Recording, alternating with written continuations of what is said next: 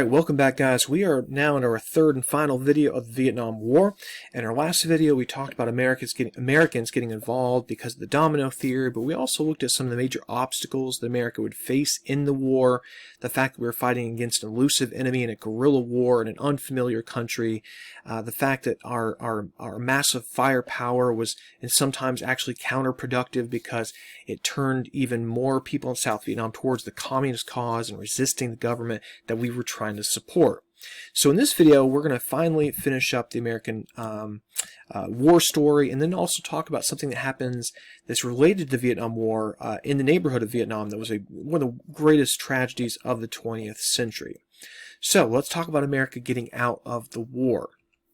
So in 1968, a man named Richard Nixon was elected president, and he wanted to bring an end to the war, because this is a war that's been dragging on now for years with no real sign that it was going to end anytime soon, no real sign that it could even be one.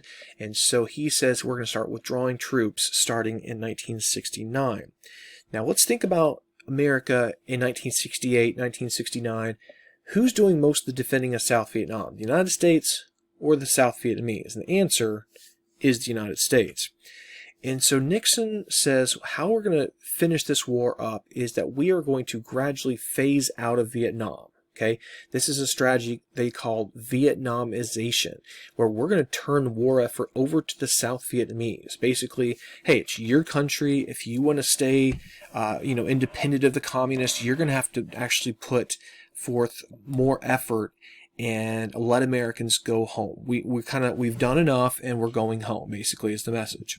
And so you see our peak of American troops in South Vietnam, and then you can see how they will in fact trail off in the years following Nixon's election.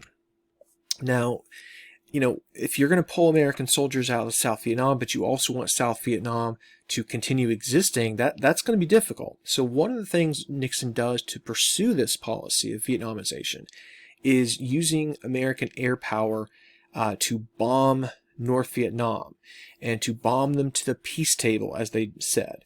In other words, put so much pressure on them that they will eventually negotiate. We also began bombing supply routes along the Ho Chi Minh Trail that go through Laos and Cambodia. This was very controversial. American soldiers eventually go into Cambodia and Laos to try to cut the trail. Again, very controversial because it looked like an expansion of the war.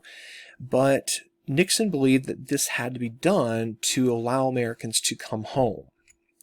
And in 1973, the North Vietnamese do in fact agree to a ceasefire. So North Vietnam, Viet Cong, America, South Vietnam, they all agree to end the fighting.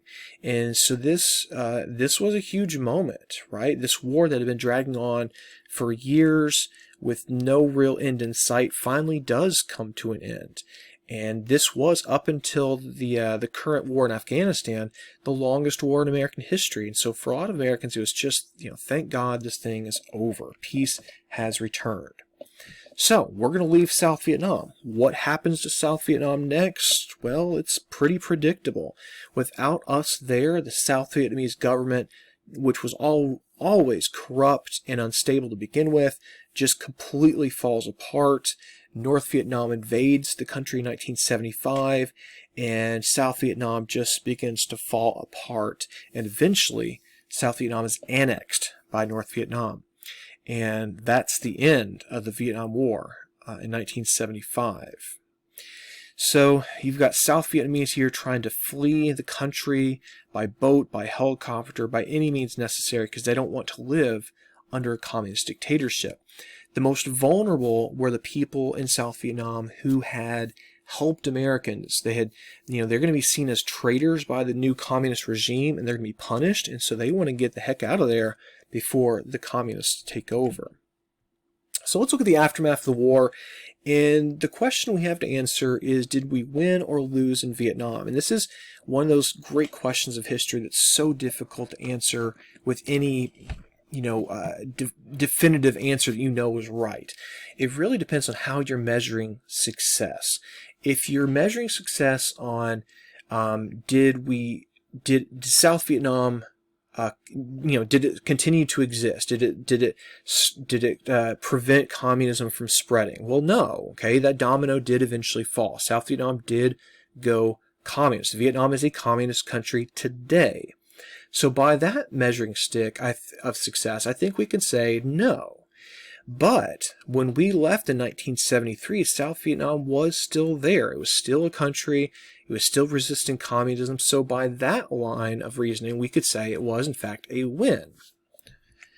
Either way, this war was deadly. Okay, about 1.5 million Vietnamese are going to die in this war, and about 58,000 Americans are going to die in the Vietnam War. And I'm sure some of us have been here to see this. It's the Vietnam War Memorial in Washington, D.C. All the names of American servicemen who died in this war, they're arranged basically chronologically by year. So the earliest, be off in one direction. The latest in the war deaths would be in the other direction. Very, very powerful memorial. So, the Vietnam War is basically over by 1975. South Vietnam had eventually fallen, and all this became a communist country. Well, next door in Cambodia, that domino fell as well. They became a communist country as well, led by a group called the Khmer Rouge. So the Khmer Rouge is a group that you're probably not familiar with, and it's sad that they're not more known, because they were a horrendous group. First of all, Khmer Rouge basically means red Cambodia, red, the color of communism. So in 1975, communist rebels took over the country of Cambodia, and they were led by the guy in the bottom right, Pol Pot. Pol Pot, that's a name that, again, should be more famous or more infamous, because he was an absolutely awful, awful person. So Pol Pot had this vision of transforming Cambodia into a perfect communist society, basically overnight. Okay, he described 1975 as year zero. In other words, we're going to reset the clock on Cambodia. And if you didn't fall into his vision of what a perfect communist peasant society should be like, you were going to die. And ultimately, about 2 million people are going to be killed by the Khmer Rouge, by Pol Pot. That equals about 1/4 of the entire population. So about 1 out of every 4 Cambodians are going to die in a short period under the rule of a madman, Pol Pot. As I said a moment ago, 1975 was declared year zero, and groups like minorities and intellectuals were targeted for arrest, torture, and eventually execution. And the place that these people were killed and buried are known as the killing fields. And these mass graves of just thousands of people were killed.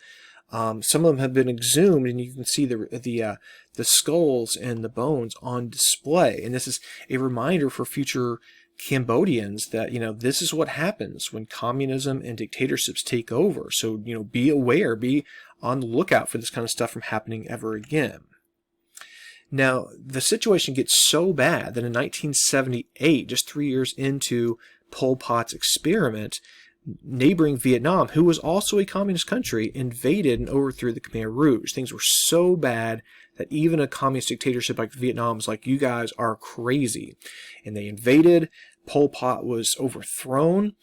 He was never arrested, never brought to justice, and he died out in the jungles of Cambodia in 1998, 20 years later. And that was the end of one of the most murderous, awful people of the 20th century, a man who really should be more known for his crimes, and sadly has been often kind of overlooked and forgotten.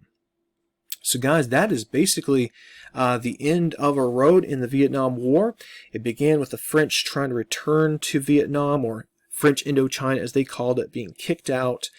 Country being divided between communist and non-communist, North and South. America getting involved to support South Vietnam so that domino wouldn't fall. The domino did eventually fall. And then, as we learned, in neighboring Cambodia, an absolute massacre, tragedy occurred in the late 1970s under the leadership of Pol Pot and the Khmer Rouge. So that's it for the Vietnam War.